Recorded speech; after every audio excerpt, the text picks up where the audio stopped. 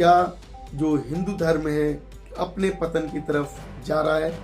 क्या बुद्धिज्म का पुनर्जन्म बाबा साहब ने किया था वो आज पनप कर और हिंदू धर्म को समाप्त कर देगा?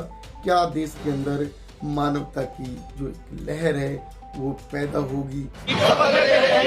नकली हिंदू, नकली सनातन धर्म, आज हम उस धर्म को अपनी शिखा काट कर त्याग करते हैं। सभी साथियों का हमारे चैनल में बहुत बहुत स्वागत। साथियों, अभी कुछ महीने पहले देखा गया था कि जो ओबीसी समाज है वो ब्राह्मणवाद को बढ़ावा दे रहा था। किस तरीके से ब्राह्मणवाद का साथ दे रहा था? देखा गया था कि जैसे जैसे बागेश्वर धाम के नाम से एक पाखंडी बाबा ने, हिंदू धर्म के उस पाखंडी ढोंगी बाबा ने, जो कि कुछ दिन पहले देखा कि महिलाओं के खिलाफ, लड़कियों के खिलाफ एक अपशब्द का इस्तेमाल किया और उस पर काफ़ी अधिक विरोध भी देखा गया। वो विरोध जो अगर बात की जाए तो उच्च वर्ग की महिलाओं के द्वारा भी उसका विरोध हुआ। अब वही बाबा जब धन के मामले में तो तरक्की देखी, लेकिन उसकी सोच बदलती हुई तब देखने को मिली जब मध्य प्रदेश रीवा के डीएम कार्यालय के बाहर जो सेन समाज या नाई समाज कहें, वो एक आंदोलन कर रहे थे और आंदोलन में जब उनको न्याय मिलता नहीं दिखाई दिया तो जितने भी आंदोलन करने वाले लोग थे, 100, 200, 250, 300 जो भी आंदोलन में लोग थे, उन्होंने वहाँ बैठकर एक ऐसा निर्णय लिया जिसको सुनकर जो ब्राह्मणवाद है उसकी कमर टूट गई। मैं बात कर रहा हूँ उस स्थिति की, जो स्थिति मैंने देखी सोशल मीडिया पर। एक वीडियो मैंने देखा, उसकी चर्चा मैं आपके सामने कर रहा हूँ। जो वीडियो में साफ साफ वो शपथ ले रहे हैं हिंदू धर्म को छोड़ने की, और हिंदू धर्म के जो पाखंडी जो कर्मकांड है या हिंदू धर्म का जो सपोर्ट करने वाली एक जो चुटिया यानी कि जो टावर, हिंदू धर्म का एक जो पाखंडी व्यक्ति है वो अपने सर के पीछे एक टावर लगाता है। उस एंटीना के माध्यम से वो दिखाता है कि वो एक ब्राह्मण है। और इसी व्यवस्था में एक सेन समाज के हैं जो अपने आप को ठाकुर कहता था, और वो जो कि नाई ठाकुर वर्ग का व्यक्ति, उसने संयुक्त रूप से अपनी चुटियां कटवाकर और हिंदू धर्म का परित्याग कर दिया। ऐसा क्यों हो रहा है? क्योंकि हमारे देश के अंदर जो अव्यवस्थाएं बनप रही हैं, न्यायालयों में देखो तो ब्राह्मण बैठा हुआ है और वो केवल ब्राह्मणवाद का जो जनक होने के कारण वो अपनी ब्राह्मणी सोच हर जगह ला कर रख देता है। चाहे न्यायालय हो या कोई सामाजिक कार्य, उसमें उसकी भागीदारी जो देखी जाती है वो केवल और केवल ब्राह्मणवाद के लिए। जब न्याय देने की बात आती है तो यही ब्राह्मणवादी लोग वो अन्य किसी समाज के व्यक्ति को वो न्याय नहीं देते। अब बात की जाए तो जब कोई व्यक्ति आंदोलन करता है तो उसकी उम्मीदें होती हैं कि जो डीएम कार्यालय पर जो धरना प्रदर्शन होता है उसमें उसकी उम्मीदें होती हैं कि उसकी बात को सुना जाएगा और उसकी बात को सुनने के बाद जो उसकी मांग है उसको पूरा करने की कोशिश की जाएगी, अगर मांग उचित है। क्योंकि जो प्रशासनिक अधिकारी जिला मजिस्ट्रेट होता है और किसी भी नीति को बनाने के लिए डीएम का अहम रोल होता है, और जो सरकार के और जनता के बीच में जो भी प्रतिक्रियाएं होती हैं, उसका जो भी संवाद होता है वो सरकार तक पहुंचाने का काम डीएम का होता है। और डीएम के हाथ में वो पावर होती है, डीएम चाहे तो किसी भी आंदोलन को वो चरम तक पहुंचा सकता है और किसी भी आंदोलन को खत्म भी कर सकता है। तो ठीक ऐसा ही देखा गया जब सेन समाज या नाई समाज, जो कि सभी लोगों के बाल काटने वाला व्यक्ति, समाज के उस वर्ग का व्यक्ति जो अपने आप को नाई ठाकुर कहता था, जिसके साथ जो कि ब्राह्मण या ठाकुर या बनिया, कुछ हद तक जो कि अन्य वर्ग के जातियां थीं, उनके मुकाबले उसको अधिक सम्मान दिया जाता था।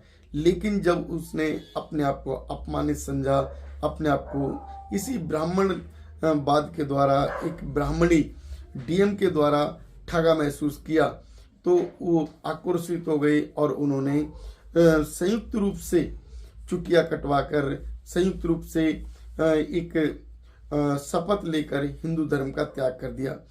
आज के जो समय में केवल ब्राह्मणवाद पनप रहा है और ब्राह्मणवाद की कमर तोड़ने के लिए अगर कोई वर्ग सामने आ रहा है तो वो अम्बेडकरवादी, और इस जो इनका जो आंदोलन था नाई समाज का, इसका नेतृत्व कुशवाहा समाज के लोग कर रहे थे, और कुशवाहा जो कि ओबीसी में भी रखा जाता है। लेकिन जो आंदोलन का व्यक्ति होता है उसकी कोई जाति नहीं होती, उसका केवल उद्देश्य होता है न्याय पाना, और जब न्याय की जो सीमा है वो उसको नहीं मिल पाती, न्याय की उम्मीदें जो उसको नहीं मिल पाती, तो उसका वही व्यक्ति विरोध करने लगता है। ठीक ऐसी स्थिति जब पैदा हुई तो मध्य प्रदेश के अंदर उन्होंने हिंदू धर्म को छोड़ दिया, और हिंदू धर्म छोड़ने के बाद उन्होंने अपनी जो चुटिया काटी उसके माध्यम से उन्होंने देश के कोने कोने तक एक मैसेज दिया कि जो पाखंडी धर्म है, जो हिंदू धर्म है, वो केवल और केवल अपनी सोच तक सीमित रखना चाहता है। वो ना तो न्याय देना चाहता है और ना ही किसी व्यक्ति को लाभ पहुंचाना चाहता। तो ऐसे धर्म को छोड़कर वो बुद्धिज्म की तरफ चला जाना अधिक पसंद करता है। तो उन्होंने जो हिंदू धर्म को छोड़ा, और हिंदू धर्म छोड़ने के बाद वो व्यक्ति बुद्धिज्म में एंट्री कर जाते हैं। बुद्धिज्म एक ऐसा धम्म है, यानी कि पथ है, जो एक ज्ञान की तरफ ले जाता है, एक मानवता की तरफ ले जाता है, और इंसान को इंसान से प्रेम करना सिखाता है। तो जो बुद्धिज्म है वो बुद्धिज्म आज लगभग 2600 वर्ष के बाद पुनः उसकी जो पराकाष्ठा बढ़ती दिखाई दे रही है।